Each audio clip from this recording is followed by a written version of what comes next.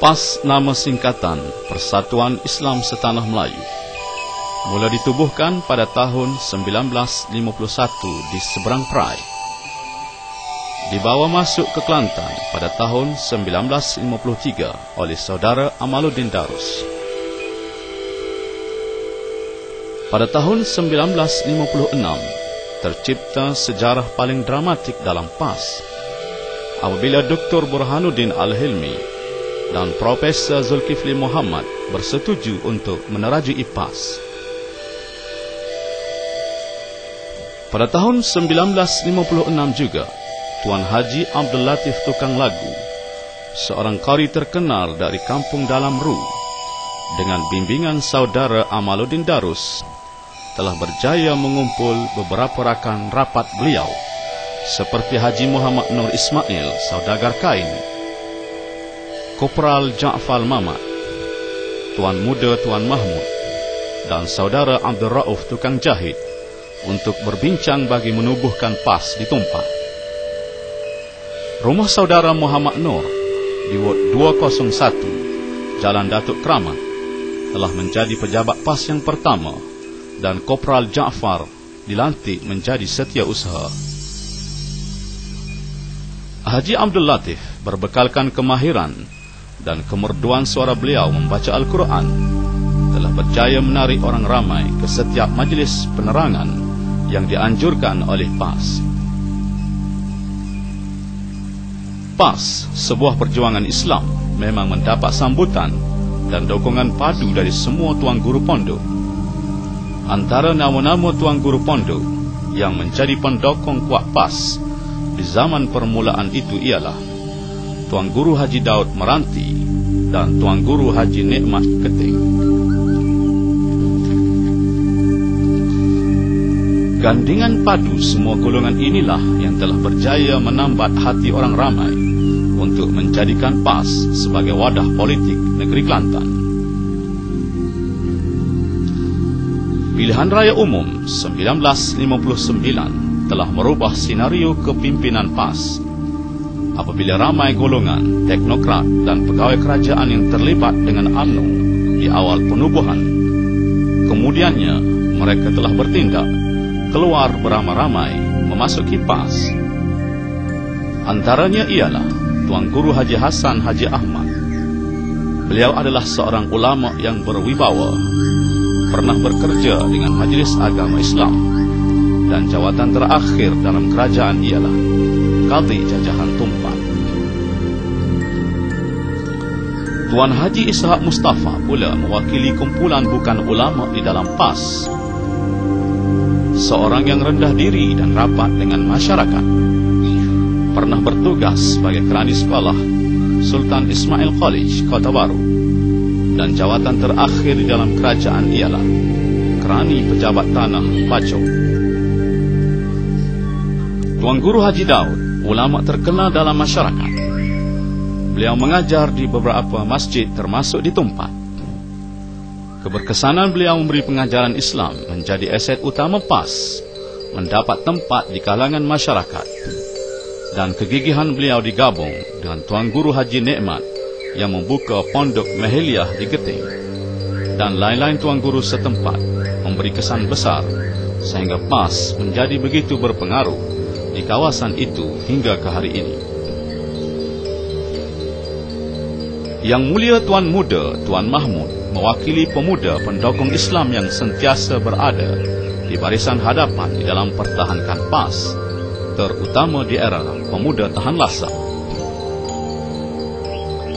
Cik Minah Jidin atau lebih dikenali dengan nama Mak Cik Mektong mengetuai gerakan Muslimah, dan beliau mendapat julukan sebagai Khatijah Siddiq bagi PAS Tumpak.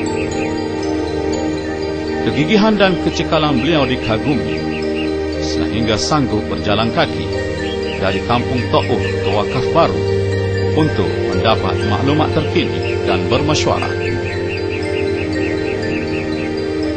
Kesepaduan ini memberi infak hebat sehingga PAS memenangi semua kerusi yang ditandingi, bukan sahaja di Tumpak, malah seluruh Kelantan, kecuali satu kerusi Parlimen Ulu Kelantan dan 2 kerusi DUN iaitu Ulu Kelantan Timur dan Bandar Hilir. Mesyuarat Agung selepas Pilihan Raya Umum 1959 melibatkan perubahan pucuk pimpinan apabila Tuan Haji Hassan Haji Ahmad, Ahli Parlimen, dilantik menjadi Yang di-Pertua, dan Tuan Haji Ishak Mustafa Adun Tumpak Timur menjadi Naib Yang di-Pertua. Tuan Guru Haji Daud Meranti yang menang di Dun Tumpak Barat telah dipilih menjadi Bendahari. Menjelang pilihan raya kedua pada tahun 1964, Haji Hassan Haji Ahmad tidak bertanding. Ustaz Wan Hassan Wan Daud, Guru Sekolah Agama Tumpak dalam RU, sekarang Ma'had Muhammadi Tumpak, telah dipilih menjadi calon parlimen seusia 23 tahun. Beliau muncul sebagai ahli parlimen paling muda pada ketika itu.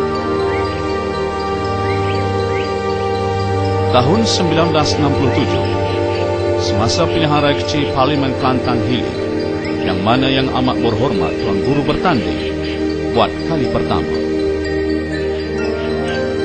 Jawatan Kuasa PAS Tumpak turut membantu jentera pilihan raya bagi peti undi Kampung Laut, Sungai Pinang, Pulau 100 dan Kuk Keli yang pada masa itu belum lagi masuk kawasan Tumpak. Semasa pilihan raya umum 1969, barulah daerah Sungai Pinang ini masuk ke Parlimen Tumpak, dan daerah Jal pula dikeluarkan dan menjadi sebahagian daripada Dun Meranti dalam Parlimen Pasir Mas. Selepas itu Parlimen digantung sehingga 1971. Peristiwa 13 Mei 1969, Malaysia diisytihar darurat. Tumpak keseluruhannya berada di dalam satu parlimen hanya pada pilihan raya umum 2004. Antara peristiwa sejarah besar yang berlaku di era ini ialah debat UMNO PAS pertama.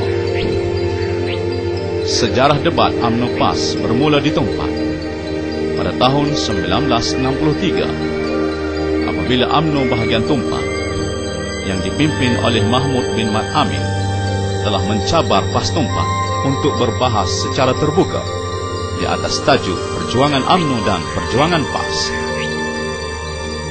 Cabaran UMNO Tumpak disambut melalui surat pada 19 Jun 1963 sewaktu Tuan Haji Ishak Mustafa menjadi Yang di-Pertua, walau bagaimanapun tidak dibenarkan oleh pihak polis. Penggunaan bulan purnama sebagai simbol pilihan raya. Pilihan raya kecil Dun Tumpak Barat 1972. Pada jam 9 malam 2 Januari 1972, Wan Abdullah Alimi Wan Sulaiman Adun Tumpak Barat meninggal dunia. Suatu pilihan raya kecil diisytiharkan. PAS meletak calonnya Haji Ismail Haji Ali bertanding dan berjaya mengekalkan kerusi. Inilah kali pertama PAS bertanding menggunakan simbol baru, iaitu lingkaran bulat berwarna putih di dalam dengan latar belakang warna hijau. Kerajaan Perikatan telah mengambil kesempatan daripada peristiwa 13 Mei 1969 mengharamkan penggunaan simbol bulan bintang di dalam pilihan raya. Krisis PAS Tumpak.